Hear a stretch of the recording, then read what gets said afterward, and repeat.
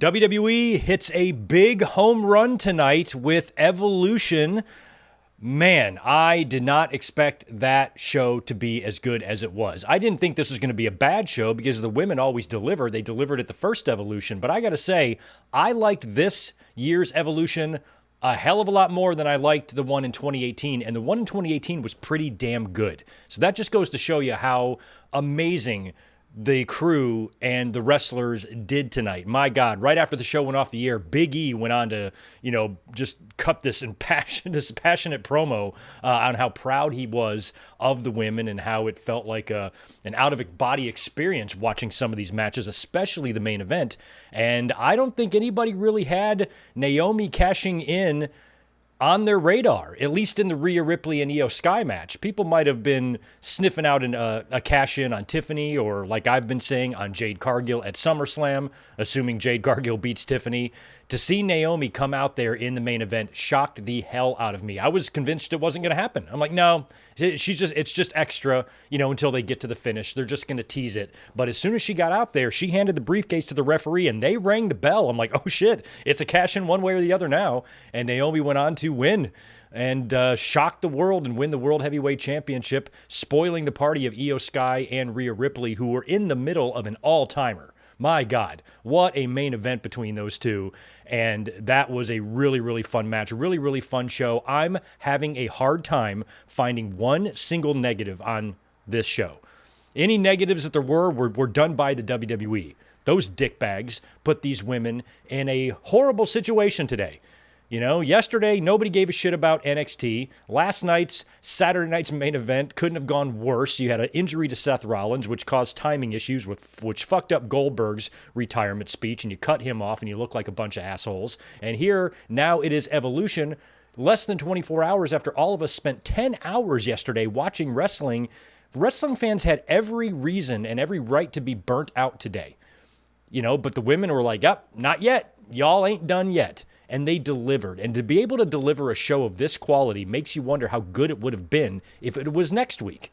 I'm already seeing A pluses and 10s in terms of the grades. Shoot me your grades in the chat, by the way. 1 through 10, A, B, C, or D. I think we're going to see a lot of 9s, 10s, and A's. Very few C's and B's and D's, I bet, because this was just a really, really fun show. And I can't say enough good things about it. My God, those women really, really delivered tonight. And you got to wonder if they went into the show maybe with a little bit of a chip on their shoulder because of some of the circumstances surrounding the show and the position it was put in. On the post show, Big E said that there was Beyonce and other athletic events going on, and the women still came through. He's right. Beyonce was going on, and other athletic events definitely were yesterday. And for the women to be able to deliver like almost virtually in every match, I got to admit, I didn't see that coming. I did not think Evolution was going to be bad. I thought we'd give it a B plus or something like that. Obviously, the build and whatnot was thrown together very, very fast, and we had a lot of matches on this card that were literally put together just in the last couple of weeks. So this show, when you look at everything surrounding it, it had every reason to fail, and it was the literal exact polar opposite of a failure. Incredible. And hats off to the women. Hats off to WWE. We were giving them a lot of shit yesterday about this counter-programming nonsense and controlling the headlines. And I'm like, this is going to backfire in your faces. And it kind of did. It was a strategy that really kind of blew up on them. And we saw that yesterday when they put the NXT talent on a show that nobody watched or cared about. And then you have Saturday night's main event following a 6.5-hour pay-per-view, 8 if you count the pre-show. And then you fuck up Goldberg's retirement. Seth Rollins, who's the centerpiece of your Raw storylines right now, is injured. And it's like, Jesus. I'm not to say that wouldn't happen if it was on another weekend or something, but, sometimes you got to believe in karma a little bit. And then they turn around here tonight for Evolution and have the exact opposite of what I thought they were going to have. And this was a really awesome show. I'm going to give it an A+. I can't give it any less than an A+. Not an A, not an A-, an A fucking plus. It was tremendous. Every show was great, and they hit us with the major surprise at the end of the show, having Naomi cash in and win the World Heavyweight or the World Championship for the women, and she's now going to be on the Raw brand. And I guess I should have seen that coming, because earlier on in the night, we had the no-holds-barred match between Jade and Naomi, and I'm still operating, like my thought process is still operating as if Jade and Naomi are going to have something to do with each other at SummerSlam. Jade has got the title shot against Tiffany, and since Jade won at WrestleMania and then won the no-holds-barred match here, which essentially turned out to be the blow-off, I thought that those two wins was going to result in Naomi getting sweet golden payback from Jade at SummerSlam, but it was actually the opposite. That no-holds-barred match was the blow-off. That was to wrap up her business with Jade, and Naomi is now heading off to Raw. So it sounds like it's going to be Jade and Bianca, mostly probably with them, as Bianca was the special guest referee tonight. A lot of looks between her and Jade. I feel like it's going to be Bianca and Jade. That might be your title program, or perhaps even your WrestleMania match if Jade wins the title and holds the belt that long. It'll be hard to fathom that, but they might actually do that. So that was a shocking turn of events there in the main event that I have to say I did not see coming and I did not predict. Speaking of predictions, I had a terrible performance yesterday between the two shows, All In and Saturday night's main event. I went 5-8, 5 matches right, 8 matches wrong. I started like 0-5 or 0-6 or something for All In to start the day. Finished the day at 5-8. I think I went 3 for 9 on All In and 2 for 4 on Saturday night's main event. However, here I was nearly perfect. I was convinced I was going to be perfect. Earlier on, I even had Rhea Ripley with the championship on this overlay here. I had to make a last-minute change before we went live. So I got all of the matches right except for the main event. Every other match I got right. How many were there? Was it 8? 1, 2, 3, 4, 5, 6. Looks like 7. So 7 matches. I got 6 of those right. So totaling for my weekend predictions is 11 matches correct and 9 matches wrong. That is not a very good performance, but considering I started 0-5 or 0-6, whatever it was, I came back. But the pay-per-view tonight didn't seem too terribly difficult to predict. I even got the Battle Royal right, but I was not expecting that finish. I just did not have Naomi cashing in on that championship. I thought there was a better chance of Seth cashing in on Cody and Cena than Naomi coming over to Raw and cashing in on Io Sky and Rhea Ripley. And now Rhea Ripley and Io Sky, who just had the match of a fucking lifetime. You know, Ripley is still winless against Io Sky. I was wondering how they were going to do that. That's why it felt like it was going to be Ripley's night. She was going to close out the show and win and then head into SummerSlam as champion. And I'm kind of glad that it went this way instead, because we already talked about, you know, how the fans are going to be and stuff. And it's not as bad as All In. I think if All In would have had Moxley and Mercedes win, you know, wrestling audience would have shit their pants. Rhea Ripley, you know, there's a certain audience that would get all butthurt, Ripley Hogan and stuff. But for the most part, they're going to be harmless and not going to cause too many waves. But still, even with those Rhea Hogan fuckers out there, I really didn't want to deal with it, but I felt like she was in position to win here, and she probably would. And WWE, I felt,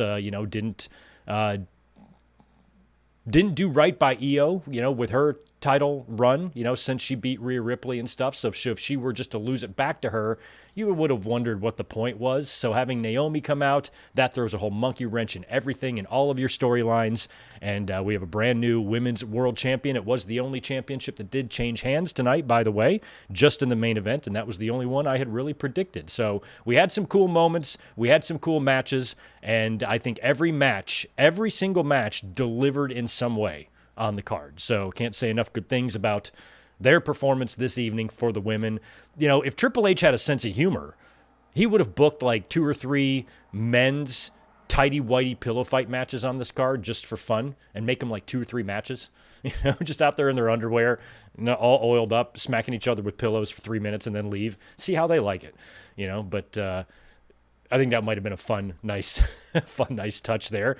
But overall, I have nothing but great things to say about WWE Evolution, and we will be running through it tonight. Thank you so much for being here. Sorry we didn't come up and do a watch-along of this show. I had originally kind of scheduled that, but we had 10 hours of wrestling yesterday. I wanted to save my voice, and I would have had to go live here at 4 p.m. this afternoon, and I just had too much shit going on, so I changed it to a review only. But if I would have been here to watch that live, we would have been marking out. My God.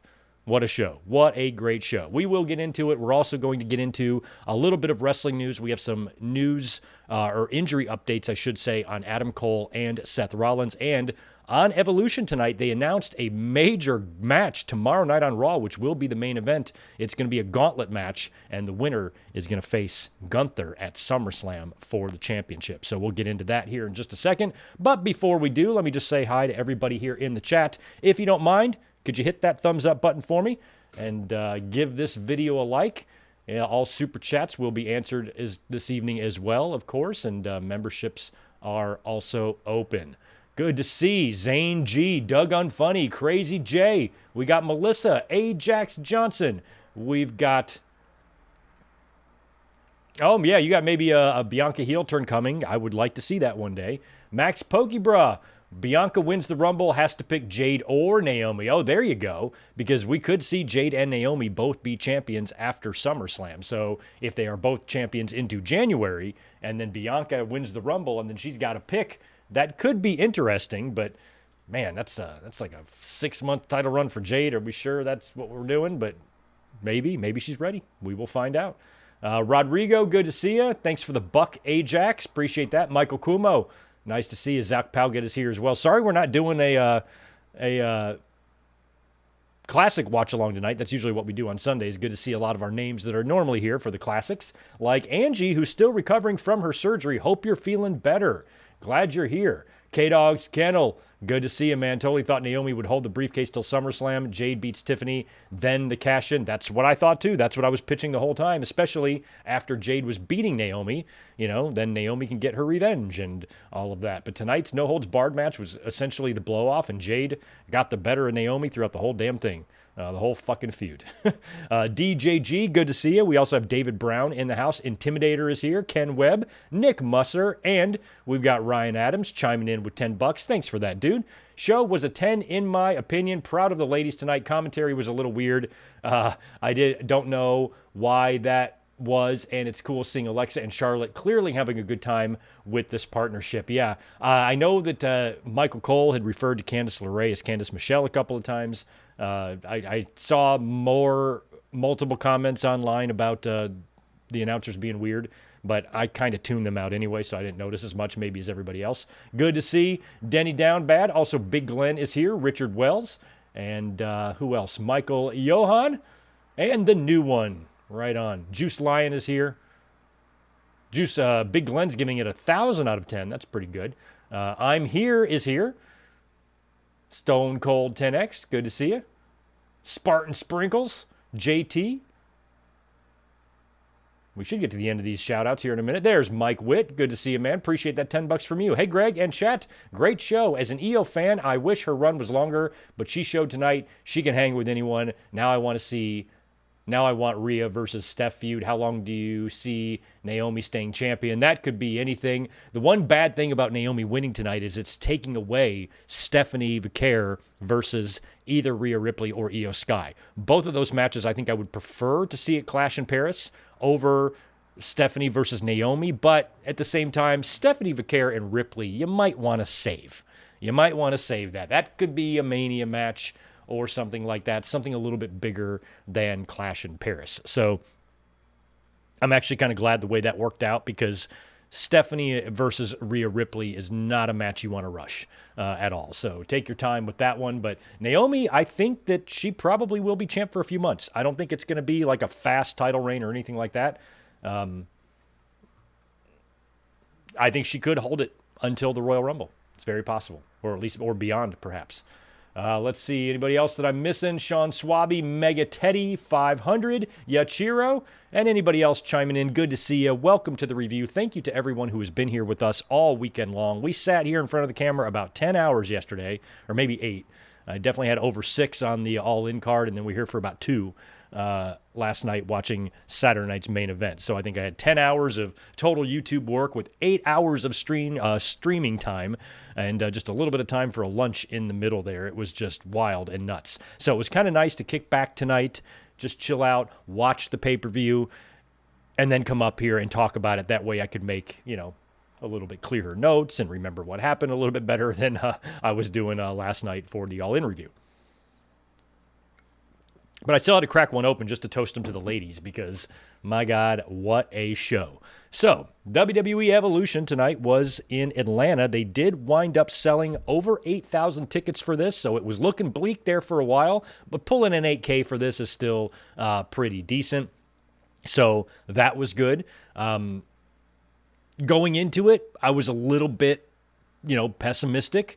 I was, just because of everything surrounding the show. I thought it was a really shitty thing for WWE to do, to wait 7 years to do this show again. And then when they do, they stockpile 2 other of their shows along with the AEW biggest show of the year. I thought they did nobody any favors here. I thought they did nothing to benefit their own company. They just threw this pay-per-view together in a very short amount of time with very little build and just made these matches, boom, here you go, let's just get it over with type of thing. And it just kind of had was giving you a sour taste in your mouth. Like you weren't sure if you were going to trust this show or not.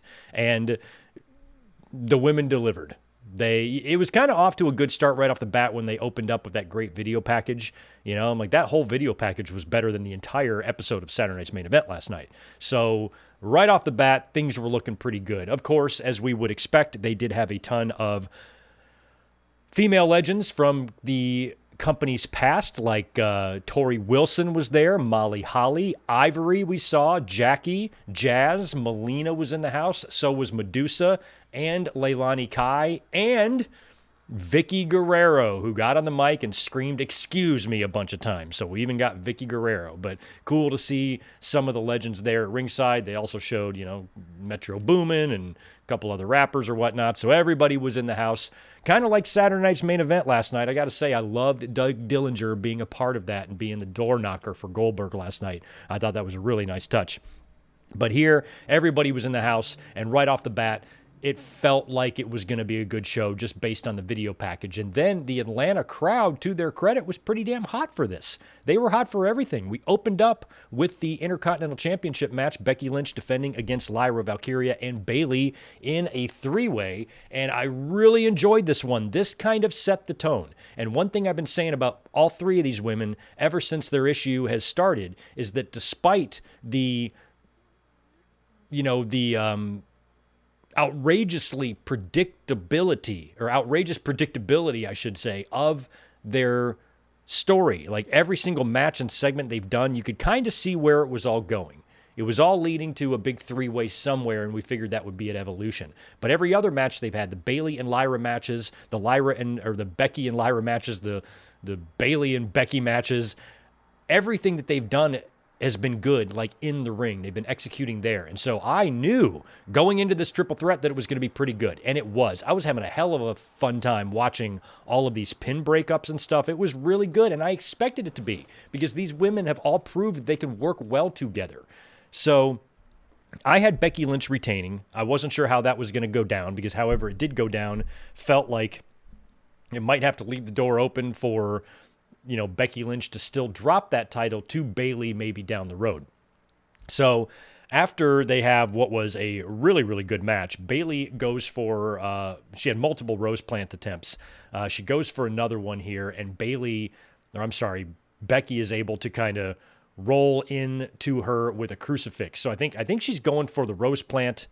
Is she going for it on Becky or Lyra? But Becky kind of rolls in with that little crucifix pin move that we've seen used so many times to win matches. I think she kind of won the championship at WrestleMania 35 in kind of a similar way, right? And gets the quick pin and wins, or retains, I should say, the Intercontinental Championship in a really, really good opener, and that's the way I thought that should go. Now, we don't know what Becky's going to do with that title, if she's going to have some sort of generational run here and go on a long run with it, or if it's going to be simpler and she's just going to straight cough this thing up to Bayley or Lyra Valkyria at SummerSlam, or she might have a completely different opponent, and it might be fun for her to have a completely different opponent because I like Lyra and Bayley and Becky and the way they work together, but all their segments and the entire story that they've had so far has been pretty predictable. So maybe we should move Becky on to something else. Either way, she retained here, and I expected her to.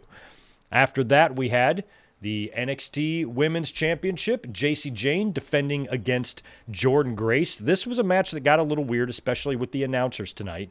Not sure what was going on with Michael Cole, if he was drunk or whatnot, but Jacy and Jordynne had a pretty good match here, and Jordynne is just, she's so awesome. And I wasn't expecting her to win the title here because I think it's more likely that she will join the main roster than winning the NXT title, I think, especially since Blake Monroe is there. So Blake Monroe, of course, is in Jordynne's corner, and we have Fallon Henley and Jasmine in the corner of Jacy Jayne. So Jacy tries to use the title belt, but Blake Monroe, who is out there, kind of stops her. She takes out Henley and Jasmine on the outside of the ring.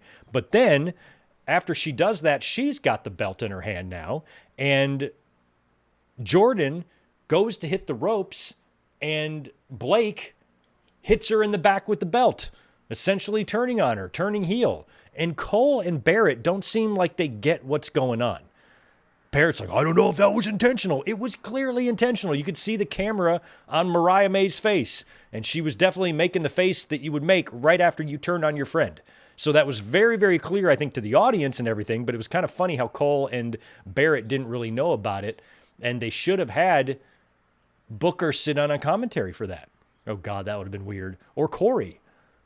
Yeah, Corey. Who the fuck has been doing NXT? Yeah, Corey and Booker have been doing NXT, right? You should have had Corey call this match with Cole, or have Corey sit in with these two during the NXT match, since they might not be familiar with what's going on in NXT, and Corey would have been able to break this down Excalibur style for us if he would have been there, I feel like. So the Blake Monroe turn on Jasmine didn't really seem like it resonated with the commentary team, but the fans sure as shit knew what was going on. And right after she hit Jordynne with the belt, Jacy comes in with her rolling encore for the win. And then Blake comes in the ring and gives the belt to Jacy and then walks away. So part of the reason why I thought that Jacy was going to retain the title was because I feel like Blake Monroe was going to beat her for it. So Blake kind of helps her here. I don't know if it's necessarily she's aligning with Jacy. Maybe she just really wants to beat Jacy for the title. She would rather face Jacy for the title than Jordynne Grace. It might be as simple as that, but either way, it's probably going to result in probably a match between Jordynne Grace and Blake Monroe, I would assume, because Jordynne, the way the finish went down, her character wasn't aware of what happened to her. She knew she got hit in the back. She just didn't know who did it. So she likely didn't know what happened until she got to the back and saw the replay and whatnot. So Jacy Jayne got the victory, retained the NXT Championship, and I thought that was the right call. I was looking forward to the tag. I really was, because I wanted to see Charlotte Flair and Sol Ruca share a ring together. And they did. And they even interacted a little bit. And Charlotte ate a soul snatcher, which I fucking marked out. Loved that. I've been waiting for these two women to cross paths for a long time. And it finally happened here. So it was Raquel Rodriguez and Roxanne defending their WWE Women's Tag Team titles against Alexa Bliss and Charlotte Flair, Sol Ruca and Zarya, and the Kabukis. Now, I had predicted Roxanne and Raquel to retain here. I don't think it's quite time for Alexa and Charlotte. Plus, Kyrie just beat Roxanne a couple of times, and including last week on Raw, and I don't see an NXT team winning it, especially one that's kind of smashed together. And Sol Ruca is wrestling in her third match and whatever the fuck it was. She's wrestled a lot lately over the weekend. I guess it was just 2 matches, but they said 3. Where the hell else did she work? I think she worked Great American Bash and she worked tonight, but they were acting like she wrestled somewhere else. She wasn't on Saturday Night's Main Event. I don't know what they were talking about there, but it was cool to see all of them kind of interacting. And then we got the Charlotte and Sol Ruca, little matchup there. And Sol Ruca hit her with her awesome twisting cutter soul snatcher thing, which was just awesome. Charlotte and Alexa seemed to be really meshing well with this team. The fans even loudly cheered for Charlotte when she was tagged in. She seemed to be in there having a lot of fun. Her and Alexa might have found something to do here that can really help Charlotte with the fan perception. Of course, there's that big article in the Tribune that a lot of people have now read. Maybe it's helped change the tune or perception on Charlotte a little bit. Plus, she's nowhere near the title picture right now, involved in the storyline and alliance with Alexa Bliss that does offer a lot of opportunities to be intriguing because of how, different of a character Alexa Bliss has proven herself to be, and this can be a really, really fun team. It might be something that Charlotte can finally sink her teeth into, and the fans can get legitimately invested behind. But it wasn't going to be time here. But I love how it's been a slow process with Alexa and Charlotte. How at first Alexa didn't want anything to do with her. And then here in the match, Charlotte comes and saves Alexa from a spear. I thought she was coming in to take a bullet for her, but Zaria's got Alexa lined up for a spear. By the way, the little interactions in the ring between Zaria and Alexa were also really cool. So Zaria has got Alexa Bliss lined up for a spear, and Charlotte runs in, shoves Alexa Bliss out of the way, and Zaria winds up spearing her own partner, Sol Ruca, and takes her out. In the end, I forgot. Why didn't I write down the finish here? I didn't write down who. I know Raquel got the pin on someone, but I don't know who she pinned. I forgot who she pinned. I absolutely forgot. Asuka was also a trip in this match. She was great, but I feel like it's not going to be. The Kabukis will find their way back to the titles, but I just didn't think it was going to be here. I don't know. I don't have who Raquel beat or who she pinned. Not sure what happened there. But either way, Raquel and Roxanne did retain the women's tag team championships, and I think that was the right call. I don't know why I failed to write down a finish there.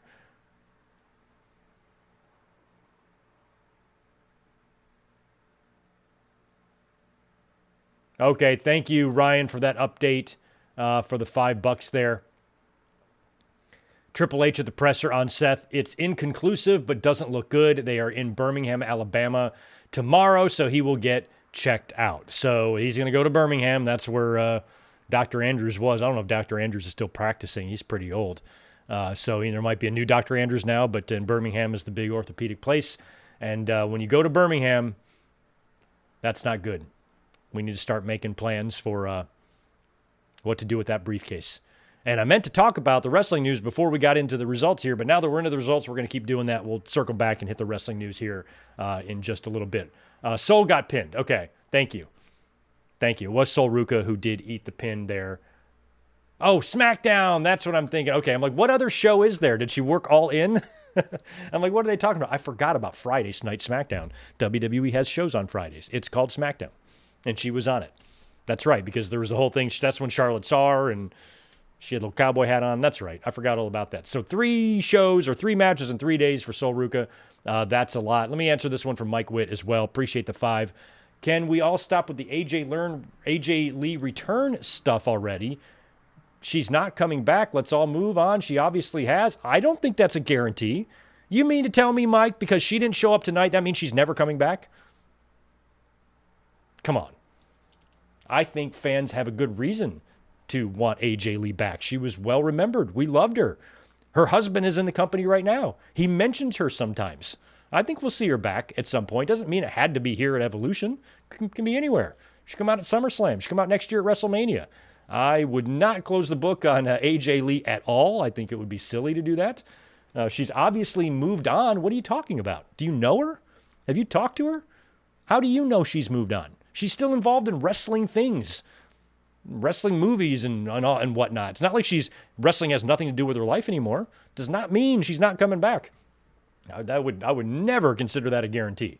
But unless Mike has got AJ Lee on speed dial, I'm not sure how Punk would feel about that, Mike. But if you called her up this morning and you guys had a 2-hour conversation and she told you she's never coming back, then I will believe you. But if that conversation didn't take place, I think it's. I don't think it's smart to say she's never coming back. You don't know. 10 more from Ryan. So it's interesting situation because JC is currently set to face Masha at Slammiversary in a winner-takes-all match. So wonder what that means for Blake because Heatwave is next PLE for NXT. Yeah, I don't know either. I don't watch NXT, so that's just what I gathered from it. And part of the reason why I thought JC Jane won the NXT title to begin with was to give it to Blake Monroe. So it depends on how everything else shakes out with Slammiversary and all that. And I don't know, maybe AJ Lee can come back and win the NXT title. That might be fun. So anyway, after Roxanne and Raquel retained their tag team championships, it was time for the WWE Women's Championship match. Tiffany Stratton is defending against Trish Stratus. All I wanted here was a good match. I loved the gear on Trish Stratus. She had this all-white deal on, and she had this thing around her, kind of like a belt buckle looking thing. And the centerpiece had her name, Trish, but it was done in the style of the old Women's Championship from the Attitude Era. That belt, like the faceplate of the belt, looked like that with like the word Trish across it. Looked really cool. So I liked the call back there. And you know what? I thought this match was good too. I was a little bit worried about Trish, if they were going to maybe forcing this one with her. She's not like super old or anything, but at the same time, she's not in the ring a lot. But whenever she comes back, she always delivers. And I thought this match was really, really good with Tiffany Stratton. And it went exactly about the way I thought it would go. Trish did have a moment here where I thought she was going to win the match. Tiffany has got Trish down. She goes up for the prettiest moonsault. Trish gets the knees up and then immediately transitions into the Stratus faction. And for a second, I'm like, oh, Trish is going to win the championship. But Tiffany did kick out. So that was a fun near fall. Trish also, which I don't recall her ever doing. Maybe she has and I'm just have a bad memory, but I don't recall her doing a ton of moonsaults. Was she doing moonsaults back when she was champ? I don't remember her doing moonsaults, but she climbed to the top and channeled her inner Lita and did a top rope moonsault, which didn't look great, but it looked okay. And Tiffany was able to get the knees up on that, just like she got the knees up on Tiffany earlier. And then Tiffany grabbed her in an Alabama slam, splattered her on the mat, went up and hit the prettiest moonsault ever for the win, and Tiffany Stratton retained the women's championship. Good match here. Again, a match like this, all I cared about was that it didn't stink and, that Trish stayed safe. And we got all that. Trish was in yet another, really good match here. She did some media this week where she even admitted that a lot of the women, including herself, wished the build would have been better for this show and whatnot. So I think a lot of that, I think the lack of attention that WWE gave the show kind of gave the women motivation to go out there and really, really perform well. Like, come on, idiots. Like, this is what we can do. What the fuck? But that match probably, slightly exceeded my expectations, I think. So did the No Holds Barred match. I don't think this was bad. Jade Cargill taking on Naomi, No Holds Barred. So in my predictions, wait a second. In my predictions, did I predict Jade? I might have gotten this one wrong, actually. I don't remember what I predicted. So earlier on when I was giving my weekend total, I think I was assuming that I was right about that, but I might not have been. I can't remember who I picked.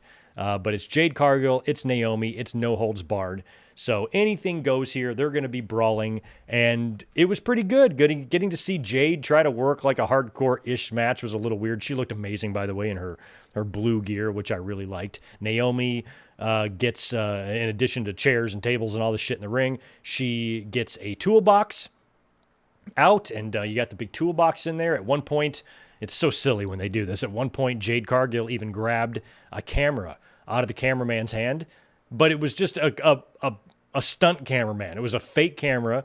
It looked completely different. It looked smaller. It looked like an 1980s camcorder that you would have. She pulled it off of him and then hit Naomi with it and then threw it over the ropes. And they didn't even she used it and kind of pointed it at Naomi, but they didn't show any footage of that. So it was just a dead camera. It was an extra camera. You can always tell when they're going to do that. And I remember years ago, yeah, it was like Backlash 99 or something. It was Rock and Austin, and Rock's got the camera, and then Austin comes up and stuns him. But when they cut to the Rock's camera, the quality drastically diminishes. So it's like they busted out an old 80s camera or something and used that for the stunt. Here, it was just a fake camera altogether, and I don't think it was even on. So Jade uses the camera on Naomi. Naomi gets Jade down on the outside of the ring, and she tries to take the big toolbox and drop it on her, but Jade moves out of the way in the nick of time. Naomi then comes down and drop kicks Jade into the LED screen on the announce table, and sparks are flying out of it. This is a good match. Sparks flew. Emotions ran high. They definitely did. And I kind of like that spot. Usually I don't like when they do the run into the LED board and then it glitches and all that. But this was actually kind of cool, having the sparks fly out of there and create smoke and all that. That was kind of fun. So the finish is kind of comes after Naomi actually knocks Jade, takes a chair and then knocks Jade off the apron, who flat back bumps onto a table and just went right through there. And then she got her back in the ring and hit Jade with an X Factor on the chair that Jade kicked out of. So there was a lot of near falls here. And I think in terms of Jade's performance, she handled herself okay enough for me. I thought this match was pretty damn solid. Very little complaints. In the end, though, it was Jade who executed her finisher from the top. So it was like a top, or no, probably second rope. Might have been top. I don't remember. Second or top rope, Jaded. So she's got her up in the underhook there, and she comes off the ropes face first through the table right in the middle of the ring, and that was your finish. Jade gets the win, ending Naomi once and for all, and finally blowing off their feud, because now it's over. Naomi is going to be on Raw, so no more Jade and no more Naomi, and Jade put her down once and for all. And Naomi did look like she got a busted nose. She had a bloody nose and whatnot. So hopefully she didn't break her nose. Hopefully she's all right. And hopefully Toni Storm didn't break her nose last night either. All the best to both of those women's honkers. After that, it was the Women's Battle Royal. So this, I feel like it should have been a Royal Rumble type of thing so they could get everybody's individual entrances, but we still were able to see everyone come out. I tried to write down as many names as I could. Nikki Bella came out first, then Chelsea, Natalya, Maxine, Jada Parker, Lash Legend. We had Lola Vice. We had all of Secret Hervis. Zelina was out there, Kaylani, Jordan, Tatum Paxley, Izzy Dane, B-Fab, Michin, Ivy Nile, Candice LeRae, not Candice Michelle, Nia Jax, Stephanie Vicaire, and Julia, and then I stopped writing down names.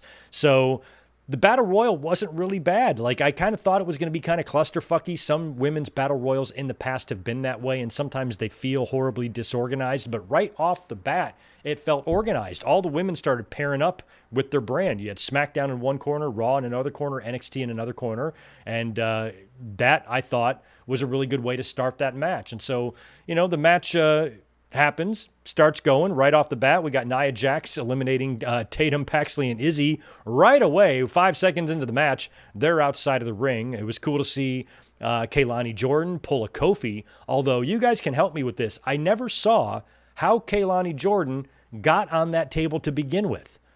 I kind of turned my head away and was doing something, and then I looked back, and Kaylani Jordan is on the announce table, and she's trying to figure out how to get back in the ring, and she winds up just doing a handstand and walking on her hands, kind of like Kofi did that one time, and walking on her hands back over to the ring apron and then pulling herself up by the ropes into the ring. But I never saw how she got out there to begin with.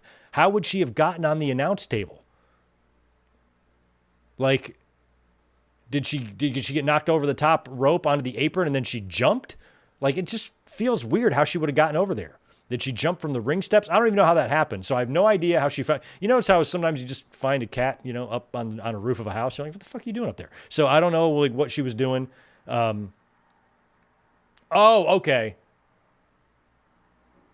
Okay, so that's right. So that's all I missed. I just turned my head away for a second. Thank you, JT. So what she did is she threw out Nia Jax threw out Tatum and Izzy, and then she threw out Kaylani Jordan on top of them, but they caught her and she fell on the table. Oh, okay, I get it. So as soon as Tatum and Izzy were eliminated, I went over here for a second, came back, and then I see she's standing on the table. So I missed all of that. Thank you for that.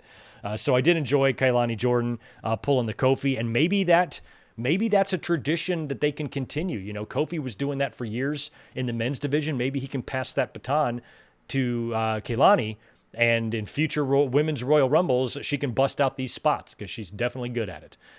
We had a couple of Devil's Kisses in this match. Chelsea Green, 8-1. Nikki Bella, I was a little bit worried about her. I did not see her winning this match, but I was curious who was going to eliminate her, and if whoever eliminated her was going to, have something to do with what she might do at SummerSlam, because I feel like, now that Nikki's back, she is going to do something there. But she was eliminated by Lash Legend. So Lash Legend eliminated Nikki Bella. She's gone. The final three turned out to be, and this is when I knew I was feeling good for my prediction. The final three was Lash Legend, Nia Jax, and Stephanie Vaquer.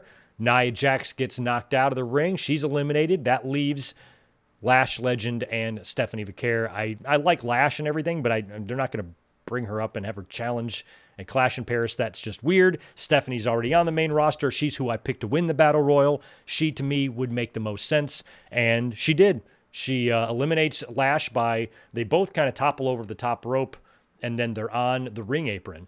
And so Stephanie hits Lash with the Devil's Kiss on the ring apron, bashes her face into the apron, and then rolls her off to the outside to win the match. And Stephanie now gets the championship match at Clash in Paris. After the match, Stephanie was interviewed by Stephanie. Stephanie McMahon was in the house for this, and a couple of times throughout the show, we had to cut away to her to get her pointless fucking analysis. It's something we do not need and did not ask for, and we do not. Stephanie McMahon is unnecessary for this show, but there she was. She was in the ring interviewing Stephanie and then attempted to speak in Spanish, and she couldn't have done it in a more white woman fucking way than what she did.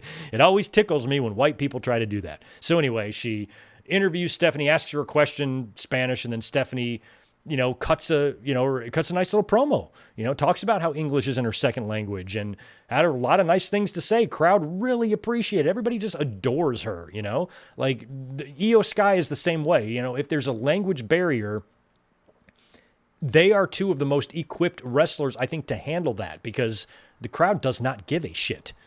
She can't talk or whatever. They love them. Stephanie is beloved. Io Sky is beloved, and the English that they do speak is good enough to get the job done and tell the story they need to tell. And, sometimes not being able to speak English or English not being your first language, that can be a problem. Sometimes we have seen that in the past, but I think with Io and Stephanie, that should never hold them back from championships and glory and whatnot, because the fans do not give a fuck that that the English isn't their first language. They love them. They just want to see them wrestle, and they want to see them on TV. And that's it. So big win for Stephanie Vaquer, and I'm excited for that match at Clash in Paris. Kind of was hoping it would be Stephanie Vaquer versus Io Sky or Stephanie versus Rhea Ripley. It's going to be Stephanie versus Naomi instead, because I do not think Naomi's going to be dropping that World Heavyweight Championship in the next 4 weeks or 6 weeks or maybe 7. However far away Clash in Paris is coming up at the end of August. And that left us with the main event. Io Sky defending her women's championship against Rhea Ripley. A lot of fans thought this was going to be the end for Io Sky's run. I myself thought that. I thought that maybe she could retain, but it felt more likely she was going to lose to Rhea Ripley here. Plus, this match was in the main event. Plus, no other championship belts changed hands, and that's what I'd predicted. I predicted no title changes here until we got to the main event. I was right and wrong about that. But where do you even start with this match? This has got to go down as one of the greatest women's championship matches of all time. Where do you guys think it ranks? Like when it comes to all-time women's world championship matches. WrestleManias, other pay-per-views, Monday Night Raws. There's been some great ones. Like, where would you put this one? You guys probably know better than me some of the greatest women's matches of all time. Where would you put it with that Bayley and Sasha match from NXT? Where they got the flowers and whatnot. Where would you put it, with Asuka and Charlotte's match at WrestleMania, or Rhea and Charlotte's match at WrestleMania, or Charlotte and Trish's match at SummerSlam, or Victoria and Trish at Survivor Series 2002, or any other great match you can kind of think of in your head? Where would you rank this? Would it be top 5? I think it might. They kicked ass in this match. So it takes about 15 minutes in, maybe even 20 minutes in, until we get poor referee Jessica Carr eating a big Io Sky missile dropkick. Ripley gets out of the way. Jessica eats the dropkick. She goes down. And of course, Ripley then takes advantage of that, hits Io Sky with a riptide, but there is no ref to count it. So once again, Ripley has felt like she has lost another opportunity here.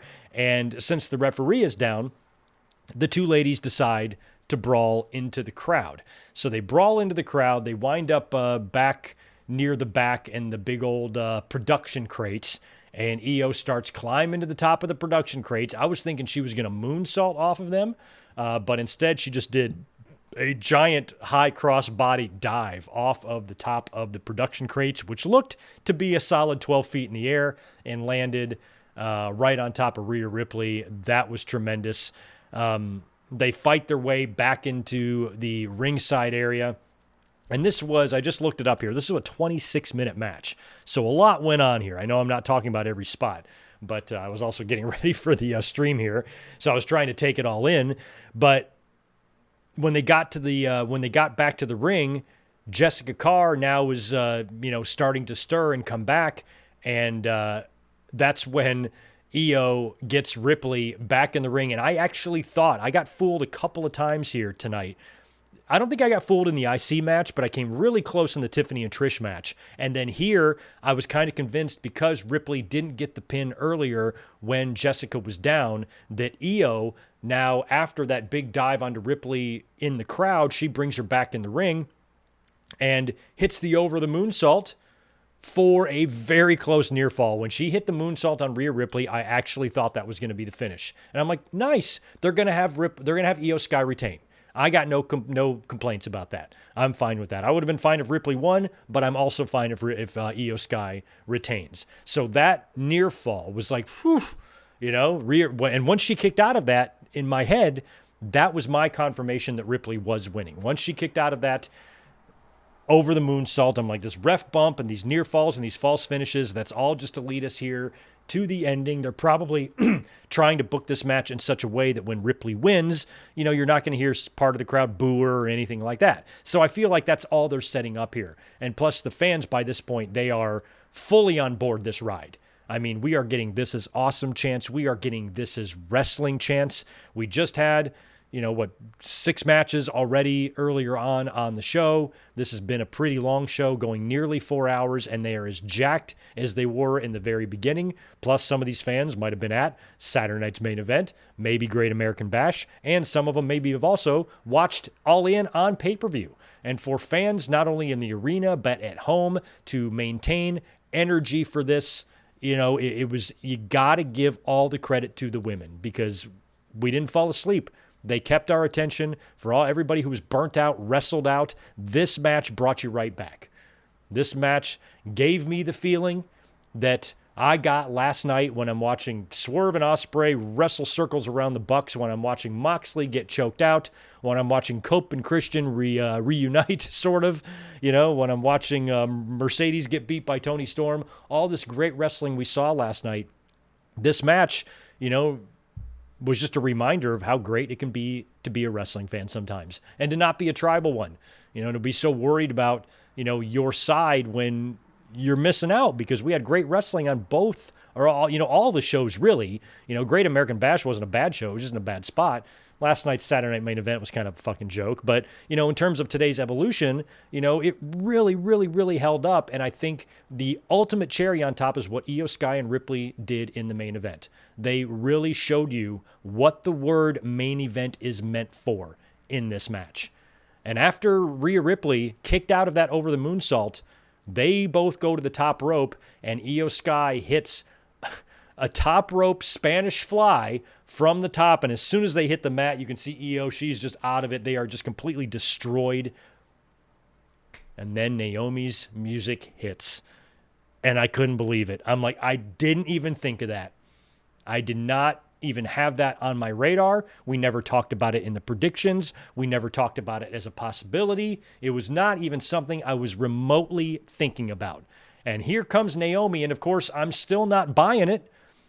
I put on Twitter, she's not going to do this. She's not going to do this. Something's going to happen. You know, she's going to get the briefcase taken away, or Ripley or Io's going to drop kick it into her face, or Jade Cargill's going to come back out and stop her. I thought something like that was going to happen. And then she gets all the way to the ringside area and she gives the briefcase to the ref and she says, ring the bell. And then they ring the bell and Naomi doesn't hear it.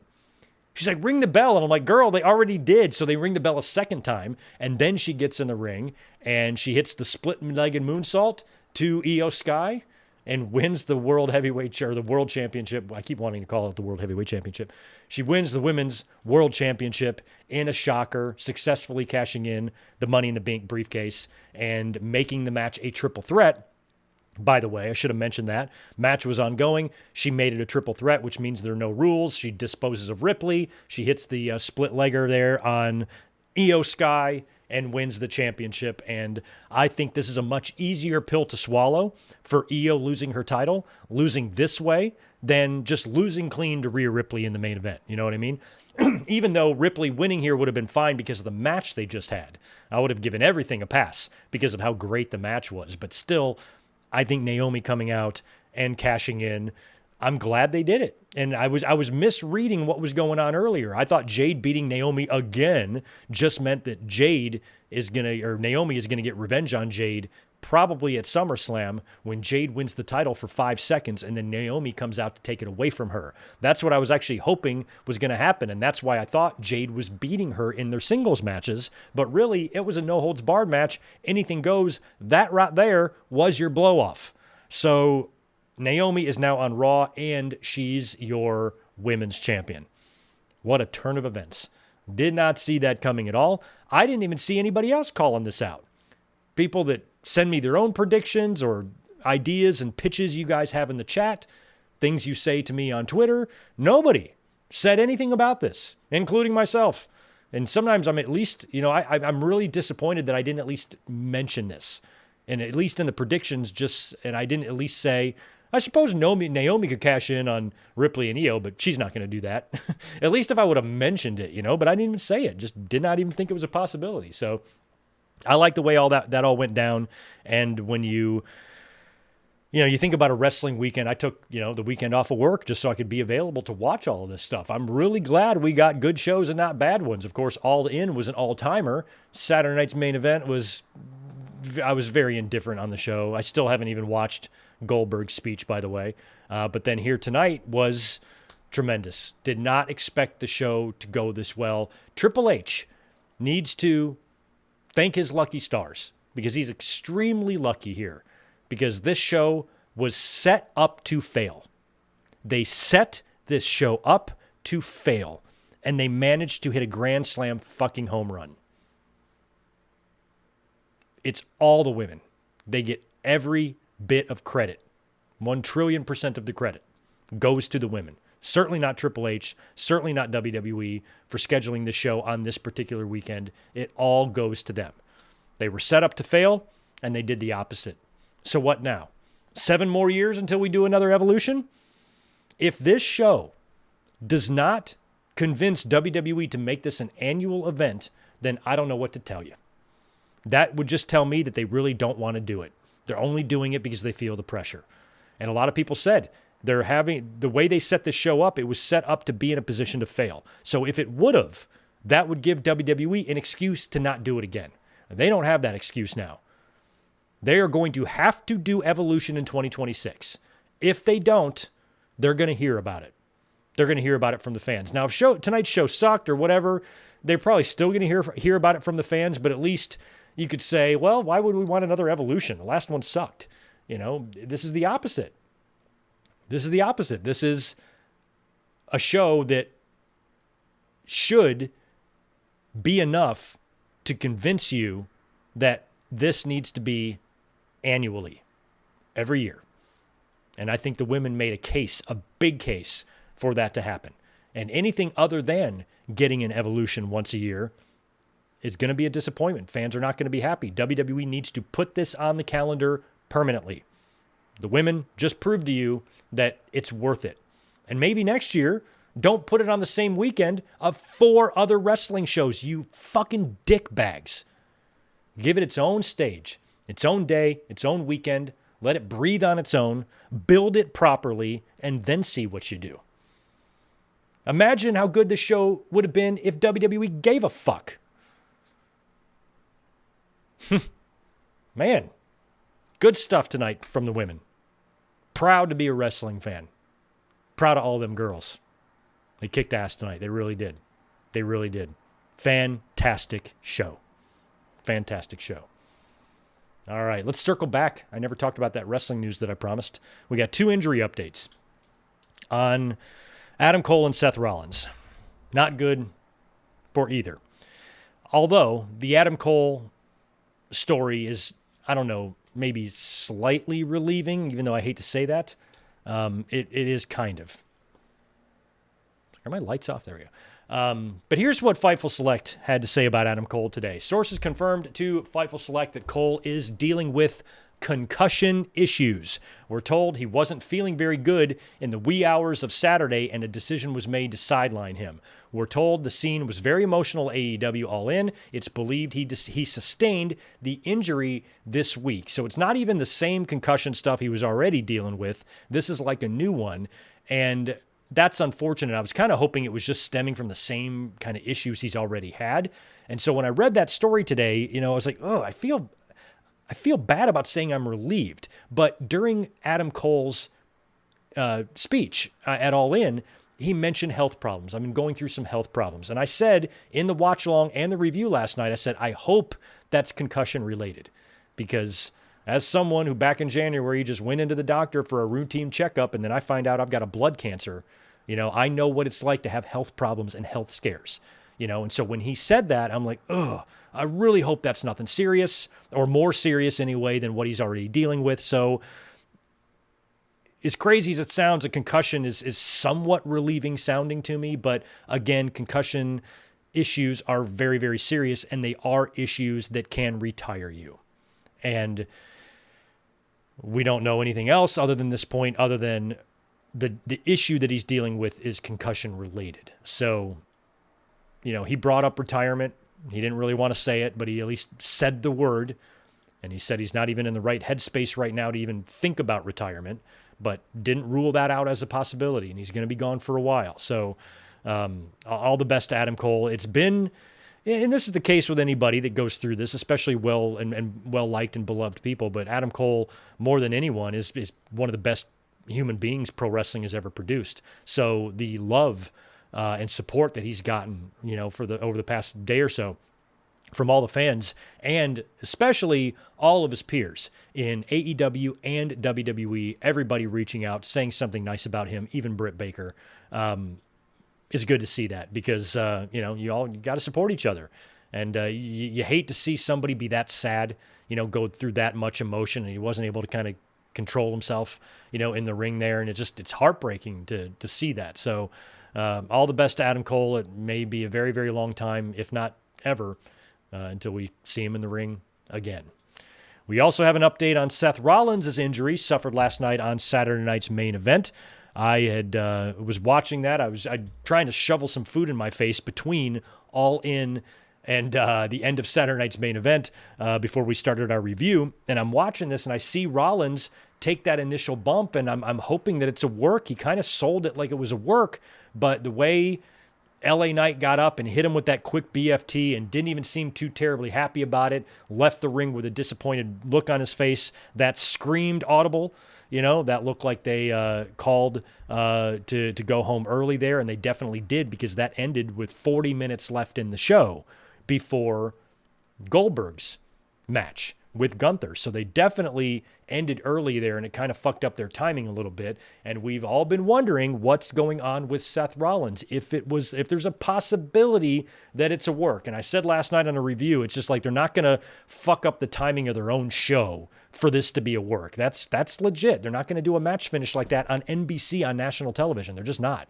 So knee things are scary, and Fightful Select today said that Seth Rollins was backstage at Evolution on crutches with a brace on his knee, and the injury initially looked bad backstage. We also got an update here from the chat. I believe it was Ryan, who told us that in the WWE presser tonight at Evolution, Triple H said that it doesn't look good with Seth Rollins, but it's inconclusive if he has any serious damage, so he is heading off to Birmingham, Alabama. You do not like to hear those two words next to each other when it comes to a pro wrestler.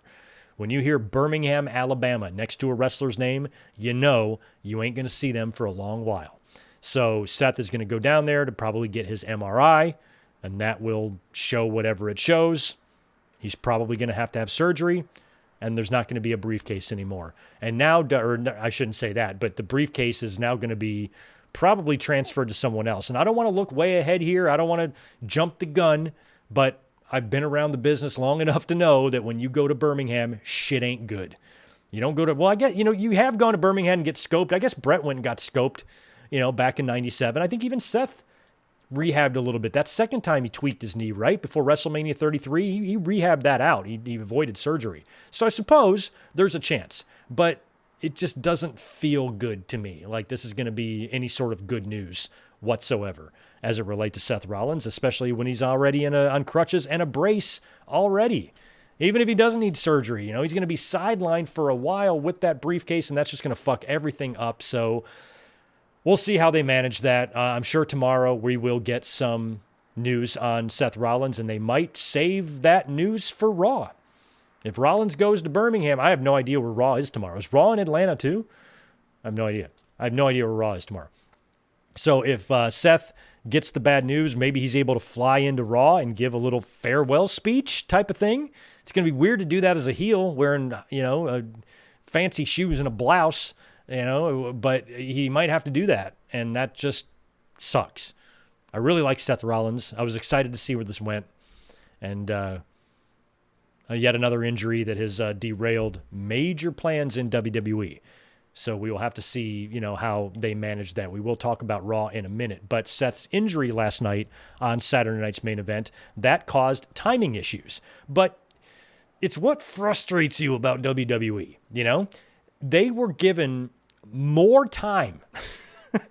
They were given more time because of the injury. So how did they manage to fuck that up so bad with Goldberg's speech?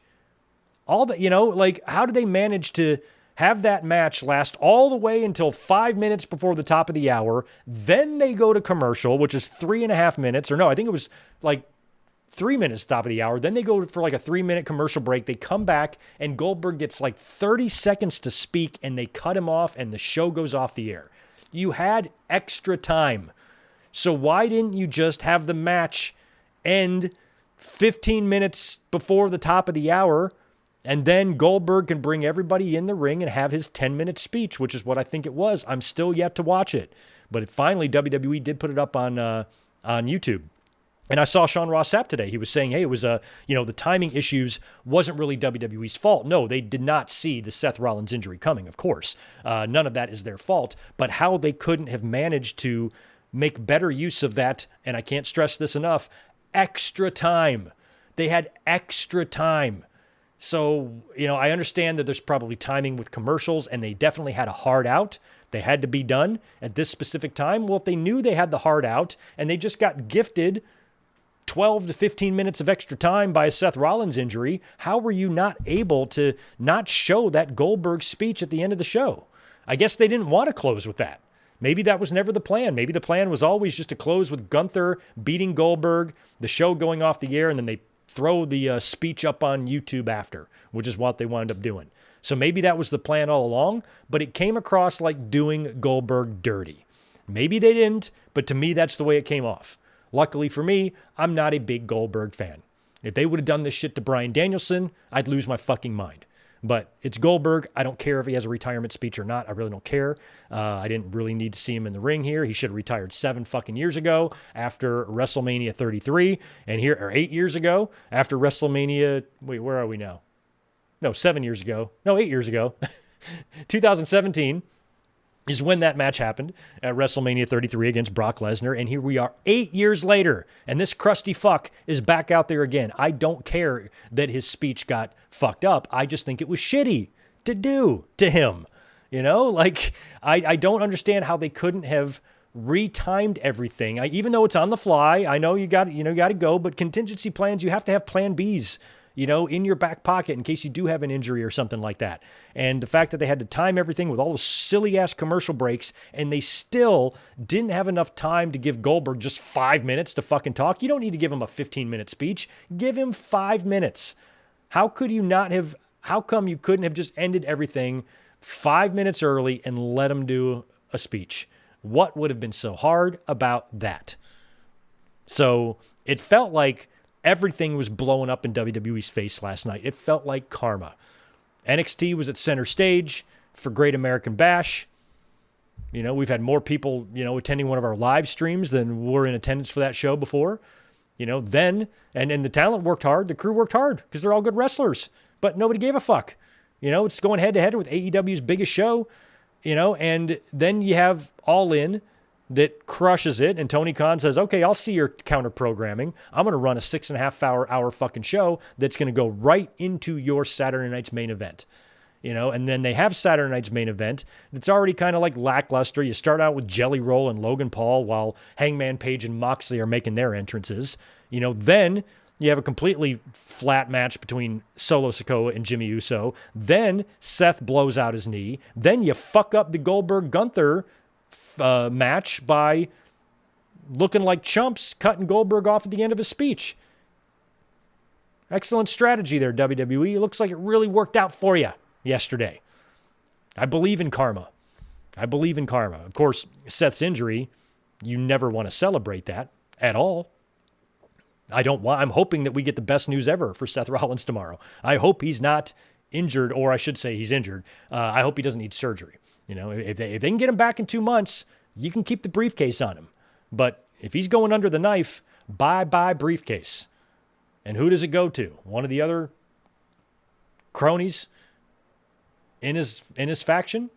What did they have planned for him at SummerSlam? I don't think he was going to be in a match with Gunther. I don't think Gunther's opponent is going to be affected by Seth, but maybe a cash-in was.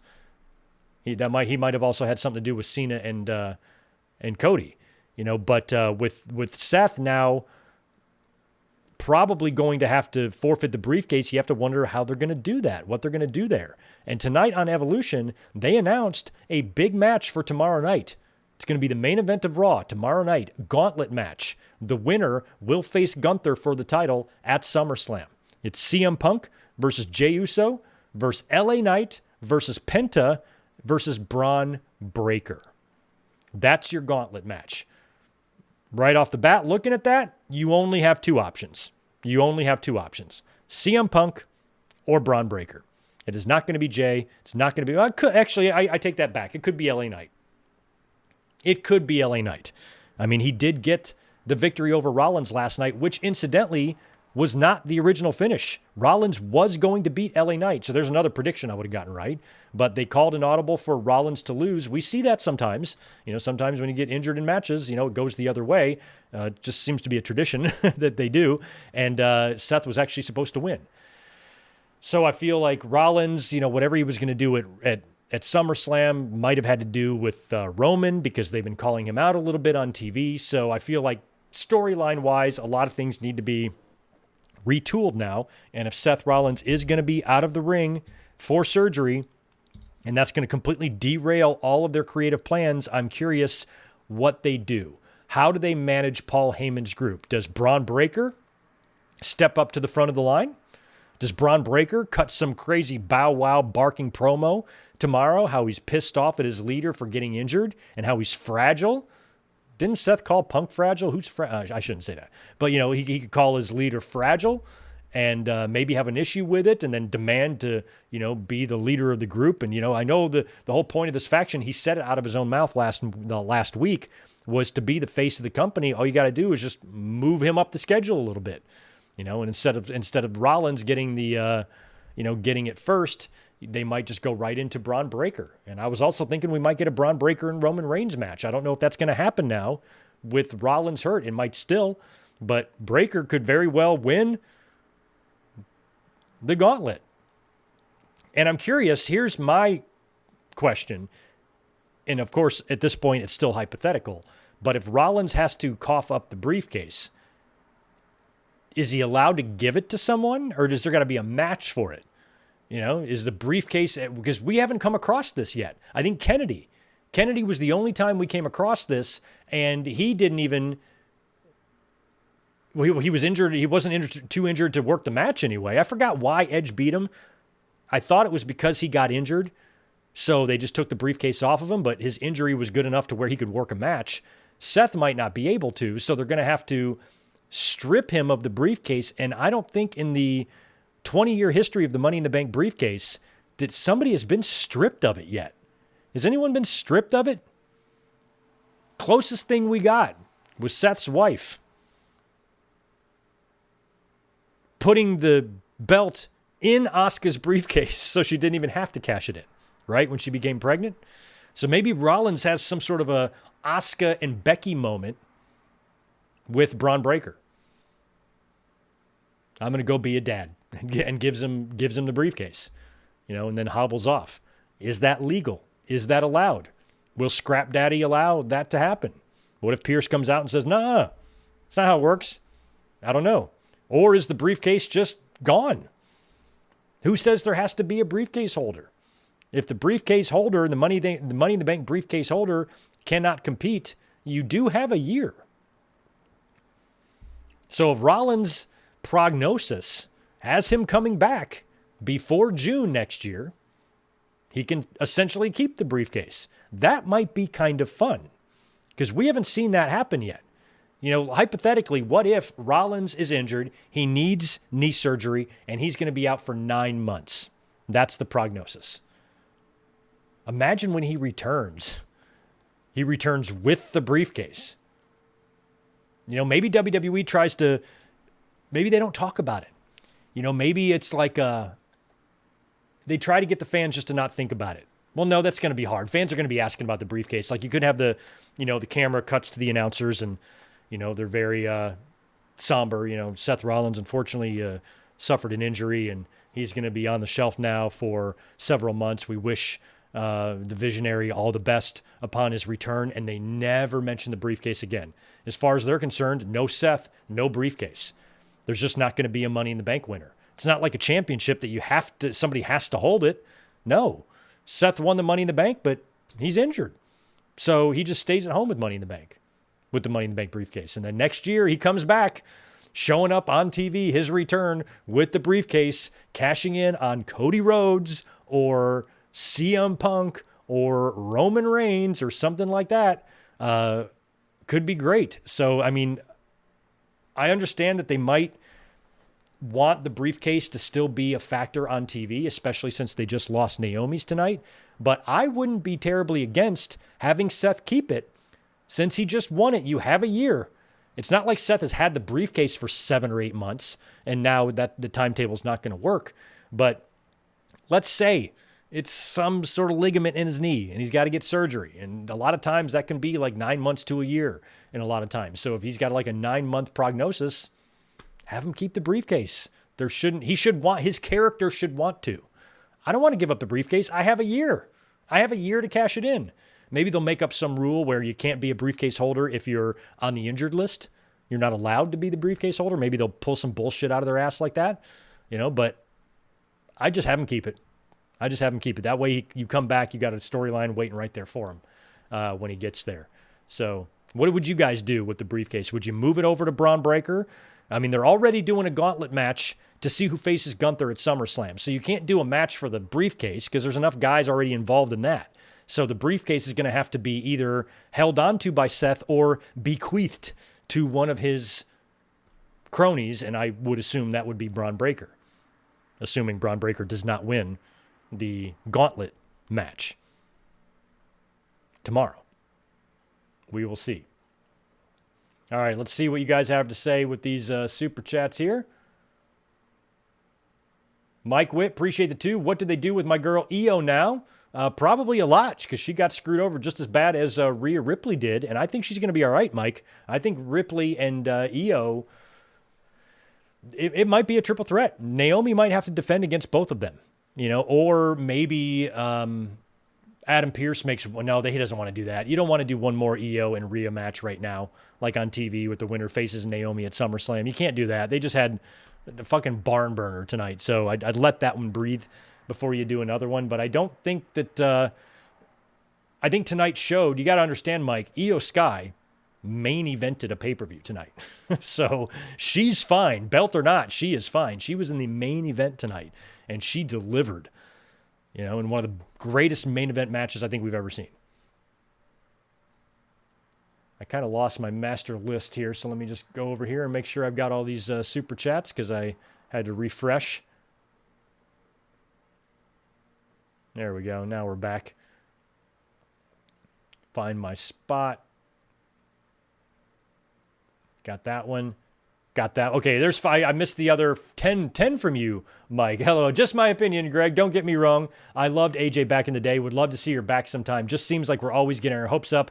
Hope I am wrong, though. That I understand. Fans a lot of times get somebody or get an idea in their head and they really, really want to see her. But AJ Lee is one where even though she hasn't come back, I'm not getting the impression that she's done with wrestling forever. When there's a time and a place, I think we might see her. And you could make the argument that tonight was a very good time and place. But like I said, unless you know her, you don't know what's going on. Maybe it's her mom's birthday. She had some other shit going on, or whatever. Or maybe this was a bad weekend for her. I might come back one day, but I'm not going to come back at Evolution.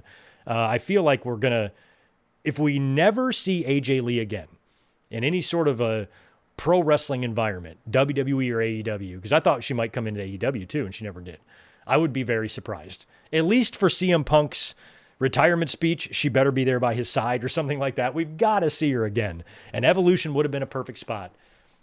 And again, AJ, might be down to do an appearance and make a return, but she might not be down to make a full in-ring return. Yeah, I'll come in and do an appearance, but maybe I don't want to do the whole deal. So that's why Evolution would have been perfect for her, because she could come back and just do a match or whatnot. But I'm not ruling out AJ yet. I'm not closing the book on her. I still think there's chance, Mike. There's still a chance. Ryan's got 5. Rumors were it was supposed to be Seth and Roman at SummerSlam. Roman was set to return on Raw tomorrow in Birmingham. Oh, so, well, that's convenient. So Raw is in Birmingham, Alabama, the same place where Rollins is getting his knee looked at, because that's where the orthopedic place is. That's a happy accident, isn't it? Earlier on, I was like, I have no idea where Raw is. I have no idea where Raw is. So hopefully Seth can get his knee looked at in Birmingham and then fly to wherever Raw is. He just has to drive, take an Uber right over there. Interesting. So yeah, that means we're probably going to see Seth on Raw tomorrow in some form, even if it is, he's probably going to have to be there to shoot an angle to get rid of the briefcase. He's got to be. He was backstage at Evolution tonight. He's going to be in the same city as Raw tomorrow. He's got to be there. I feel like we will see Seth tomorrow, and they will do the briefcase, deal with the briefcase tomorrow. Whether he gives it to someone else or he says, I'm going to be out for some time, but I have a year to cash this in. Why would I give it up? I have a full year. I'll be back before my year is up. That's kind of what I'm hoping they do. The only way that wouldn't happen is if, like I said earlier, because that's what Rollins' character should want to do. Rollins' character, even an injured Rollins, his character should say, I can be back. I have a year. I'm not giving this up. I'm not giving away my future world championship. No fucking way. I have a year to cash it in. It's in the rules. I'm keeping it. But what if WWE doesn't want that? What if they would rather put the briefcase with someone else? Well, you got to find a way around that then, because Seth's character should want to keep it. So then you do something cheap. You just have Adam Pearce say, no, it clearly states in the rules that if you are on the injured list, you cannot hold any sort of belt or briefcase in the company. So Seth, I must take it from you. And then maybe Heyman stops him and says, hold on, Pearce. What if we do this instead? And then maybe they come up with a solution for the briefcase. So I feel like it's really got to be one of those two situations. Rollins' character should want to keep it. So the only way he's going to relinquish it is if Adam Pearce makes him with some bullshit rule, or if maybe the wise man and maybe Breakker and Reed convince him. You know, let us give. What if Breaker's like, give me the ball, give me the ball. I can keep this afloat while you're gone, but you got to give me the ball. Give me the briefcase. Let me have it. And then Heyman could be like, he's got a point. You know, you keep the briefcase. We're going to have to be fighting for title shots, you know, where if you give it to Breakker, he's a guaranteed win and he will keep your spot warm for you, Seth, while you're gone. Something like that is what we're going to have to get tomorrow night, because I am not very optimistic that Seth is going to be all right. So we will see. All right.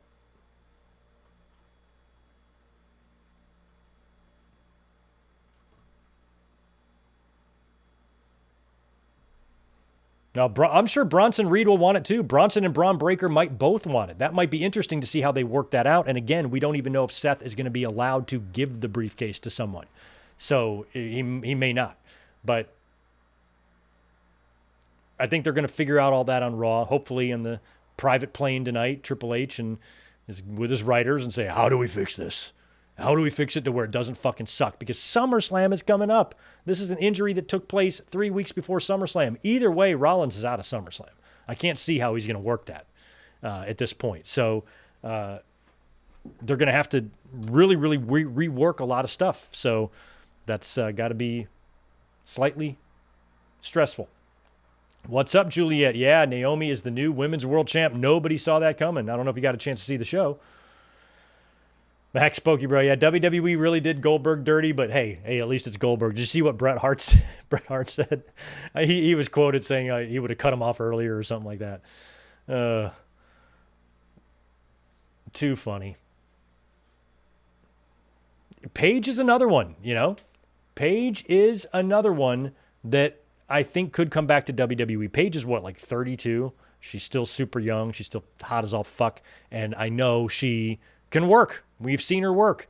So if she wants to have a run, she's got to be dedicated to it, though. You know, she felt like a shell in AEW. I didn't really dig her much in AEW. I was hoping it was going to work out for her there. I was excited to see her there, but you know, winning the title felt forced. You know, I just wasn't a fan. So maybe a WWE run coming back, you know, provided, you know, her neck issues don't cause WWE to ground her again or whatnot. Her showing up along with AJ Lee at some point in the future, I still think is a very likely possibility, especially the more women's wrestling continues to grow and evolve, and WWE doing, you know, honestly, you know, is outperforming AEW with the women. They've got just an incredible talent roster. And AEW's got a great roster of women as well, but we've seen AEW has issues with giving women time over there. Where WWE, they've had their issues in the past, sometimes they still have them now, but overall, the women are given a hell of a lot more time in that company than in AEW. Multiple segments, multiple matches. You've added secondary titles now, and you just gave them their own pay-per-view tonight that they hit a home fucking run. And, you know, WWE is a great place to be if you're a women's wrestler, basically, because they really do have quite the crew. And tonight was a hell of a lot of fun. Juliet, appreciate the $5. So I guess with LA Knight announced for the gauntlet that he's officially with Raw now. Good point.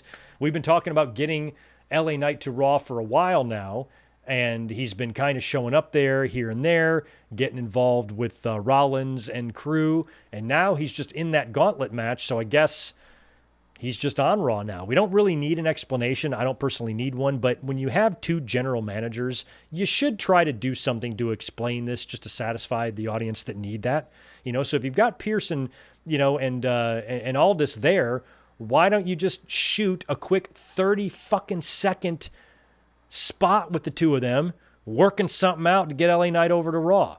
You know, it could just be Pierce, you know, talking to Aldis. Yo, bro, you know, so you've seen LA Knight's been kind of involved in our business a lot over here lately, and he seems like he's really got a lot going on over here. If it's all right, I'd like to keep him. How about if we give you a future consideration down the road? You ever need a favor? You want someone in return? Just give me a call. Just consider it, you know, a favor in your pocket. Or if you'd like somebody right now, propose a deal for me. I'll send someone your way for the services of LA Knight. You can shoot this and get it done in 30 fucking seconds and throw it on Insta-fucking-gram. That's all you need to do. So easy, you know, but instead he's just kind of on Raw now. That's it. So we'll see. And I think that it's possible that he does win the gauntlet, that he could face Gunther at SummerSlam, but I feel like Punk makes more sense. But then again, without Rollins, I feel like Rollins and Punk might have had their match, or Rollins and Roman, or they would have ran back the Mania main event from night one, something like that, with Roman, Punk, and Rollins. But now with the Rollins injury, we don't know what the fuck they're going to do. And that's why we're going to have to find out tomorrow night. It is up in the air whether or not I'm going to have a Raw review up tomorrow. I think I will, but I got a busy day. And I got to go get my treatment done and all that. So I don't want to commit to a Raw review yet, but I will try to be here, especially if we get a lot of information regarding Seth Rollins and whatnot. I'll try to be up here to talk about it if I can. So just keep that in mind for tomorrow. You may or may not see me. If I feel like during the day I can do it, I'll throw up a link and we will be here to talk about it. So that's going to put a nice little cap on this crazy weekend. Thanks again, everyone, for being here. I appreciate it. Do me a favor, hit the thumbs up button on your way out the door. And thanks for spending so many hours with me yesterday. And thank you for sitting through this review with me tonight. It has been a wild couple of days. And I got to say, between All In, I didn't give a shit about Great American Bash and Saturday night's main event, but between All In and Evolution, I would have been perfectly content with those two shows alone. Nothing yesterday except All In, and nothing today except Evolution. If that would have been the weekend, that would have even been easier to manage, and you would have felt a little bit less burnt out without a Saturday night's main event, without an NXT.